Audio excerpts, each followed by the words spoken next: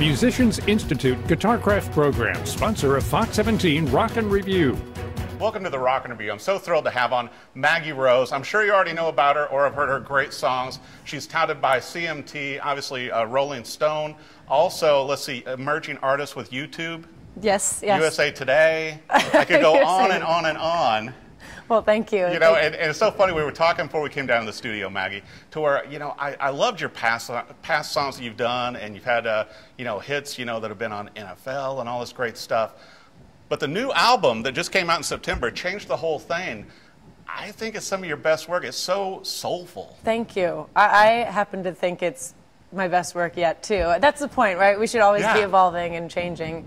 But you know, what you said even is something that I got a lot leading into this. People saying, I loved your work, your recordings on, you know, Spotify and iTunes, but I love the live show. So we always come to the live shows. And this album was me kind of bridging the gap between what was happening live in that setting and then what the recordings were representing. And that's why we recorded it live, and I did it with people that I love. And that energy comes out, I think. Well, and I have to mention it too, you know, even though you're from, you know, the East Coast, you've been here in Nashville since 2008, so now you're at the 10-year mark and you are an instant success. Right, yeah, overnight, the longest night you've ever heard of.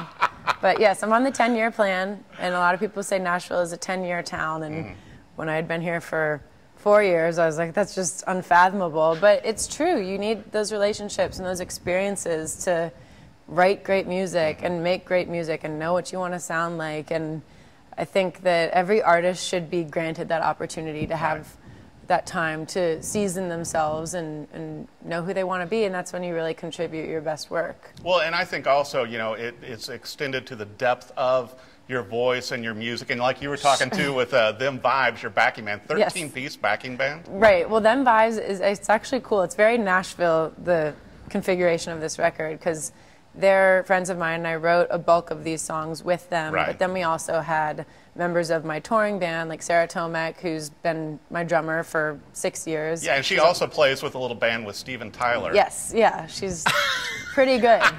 I think that if Steven Tyler thinks so, we can all agree that it's not an opinion anymore, it's just a fact. She's amazing. But Loving Mary, some of those band members who she plays with Steven Tyler with were part of the background vocal ensemble. And, you know, we had members of the Brothers Osborne band and people that I write with who I found that were great singers with me. It was just kind of me amassing this group of people, my family, to make this record with me. And that element of safety made us all go for it. And I think that's why I'm digging deeper than I've ever dug on my vocals. Totally, and it really shows too. And I've got to recommend too. And if you buy the vinyl, this looks like it looks like an Allman Brothers cover or something Vanna White with the incredible picture and everything. And my husband all the actually referenced the Allman Brothers as artwork. See, before I know, we made this. You know, and Austin's a Missouri guy, so you know that's why he has such good taste. Yes. So, but I mean, it's just you know, I think the videos. It's one of those things too, Maggie. You and I were talking to where the videos can stand alone. You know, when I watch the videos that you have on YouTube and then listening to the songs, they really speak to you. And I think that, you know, that's what we want. It just has such a cool vibe. Thank you. I think you can see that we all love each other. Right. And that even if you don't know the story, and the event that you came to at the Musicians Hall of Fame actually was the premiere of the documentary that we ended up making because Jeff Johnson and his film crew had been rolling for the whole year. It wasn't something that we set about to make before we recorded this. It's just that he was so compelled by the story as well as the music that he's like, I have this footage, let's weave this story together. And Brandon Boyd, who's a great editor, but he was truly a third-party member of this, came in very late, and I think was able, with that perspective, to tell the story to people who knew nothing about it because he himself was kind of piecing it together. Well, and I found it so interesting, too, because I watch a lot of those musical documentaries, and watching yours, which I can't wait until it airs on broadcast and everything else, whatever you do with that documentary. I can't either. Is that you had interviews from each of the different band members and you, and then the songs interspersed, and the whole thing just felt very cohesive.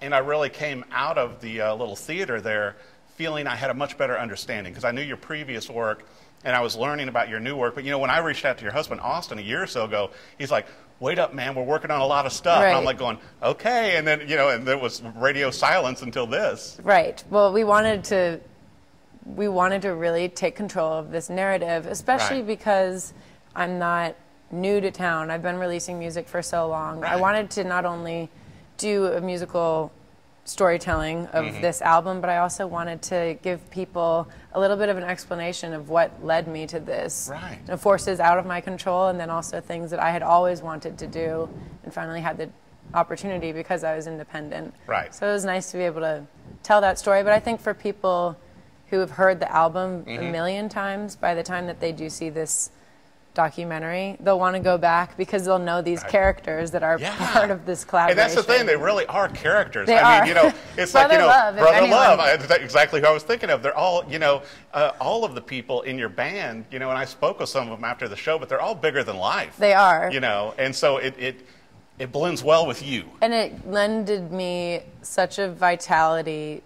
That's why the energy is there, and it's an album all the way through that, you know, the genre of it is super fluid. Right. But it makes you want to dance, and it has like this soulful American music kind of energy that draws from a lot of things, and most of those influences probably wouldn't have reached me had I not been in Nashville so long. Well, and I wanted to bring up too that, you know, how the Tommy Mottola thing worked out as a catalyst to kind of bring you here.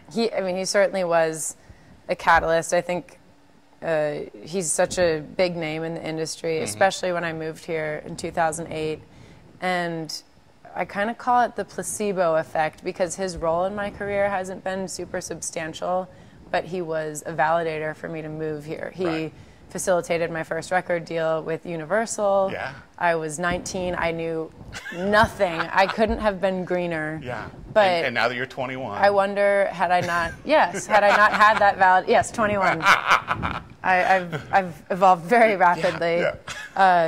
You know, had I not had him as a validator, maybe I wouldn't have taken that leap of faith to move to Nashville. Yeah.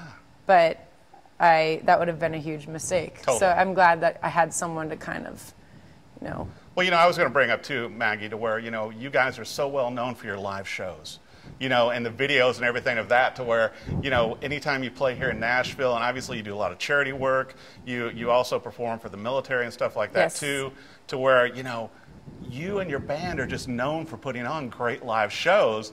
So it seems like the videos kind of had to match that. For sure. And I mean, I think really up until even 8 years ago, the live show was the thing. That was it. Like, it was the standard. Yeah. And that's something that had still been maintained, but trends in music and production started to kind of trump that. And I think we wanted to keep that at the forefront. And that's always been, you know, we want to have a party. We want to give people a break from everything going on. And that's a privilege that we are allowed to do that. It's also our job.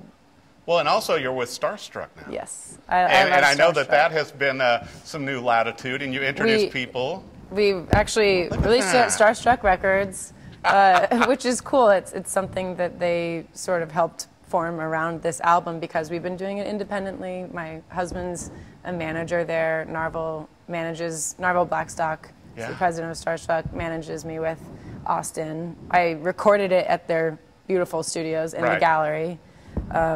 And my whole team, it's even though I'm independent, I have such a majorly talented team at Starstruck there. So. Well, and it's amazing too, you know, and once again to our viewers of the Rock and Review, if you haven't heard Maggie Rose, check her out on Spotify, Pandora, YouTube, any of these. The amount of listens and everything else that you have on there already, you know, besides your 50th time on the Grand Ole Opry stage. That was overwhelming. I mean, it was so cool. And you know, Kelly Clarkson is an artist who's managed by Starstruck, and Blake Shelton, and they've thrown their voices behind the record as well. Good company.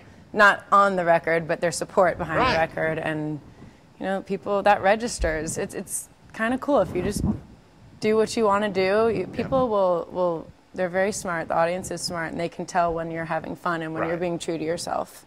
Yeah, it's the album is so great. And I wanted to bring up too, for your social media and for the website and everything, if they order the album or the CD off of your website, then they do come autographed. They do. They do. We have a little factory. Yes, we have them at the shows. They're available on the website as well, and also at Grimey's here in Nashville. Grimey's, which is such a cool record store. It's one of the remaining actual stores that sell vinyl, and we love Grimey's because he lets us play at his venue all the time, the Basement East. It's just always a great thing. We just had our album release show in September. I saw some videos. And it was overwhelming, the support from Nashville. They sold it out, and people from outside Nashville came, and it's just, it feels, all the energy surrounding this project has felt just wonderful. Well, I think for all the right reasons. I feel like all the compasses are pointing that this is the right thing to do, and it's super encouraging for me and my friends that we can go on and start the next project now. Well, I'll tell you what, it's such an honest album, and I think all of the music and the great musicians that you have on board for this, it supports your voice. Thank you. You know what I mean? I think that's the thing, to where it's like, I don't feel that anything outshines. It's just, it all supports Maggie Rose, and I think that's the goal. Thank you. I feel supported in that way very much, and I think they all did it with heart and soul and talent, and I'm really proud of it. I'm proud of everybody. It's incredible. Buy a copy. You can get it on vinyl, or you can get the CD, obviously on downloads with digital, iTunes, all that good stuff. Also, you want to follow her on social media and check out her YouTube channel. Yes. Which so many viewers and subscribers on there. Yeah, and we have all those videos for every song that you can hear on the record. There's a video available, live in-studio video. Right. And then to the documentary that we were speaking of, we have little clips that basically provide a cut-by-cut, so you can get a little bit of the story until we put the full-length documentary out. So just a little cheat if you want to go on YouTube there and get some more background on the songs and what some of these people are like. It's a great, the characters. Yes, the characters. Yeah, that you surround yourself with, which are also incredible musicians. Yes, they are. Well, I'll tell you what, you definitely want to get this album, listen to the songs. I think Pull You Through is probably one of my favorites, but also Change the Whole Thing, which is the title track, is amazing also. Thank you. So Maggie Rose, find her on the web and go see a live show, and you want to buy this album. Thanks for watching The Rockin' Review. Musicians Institute Guitarcraft Program, sponsor of Fox 17 Rockin' Review.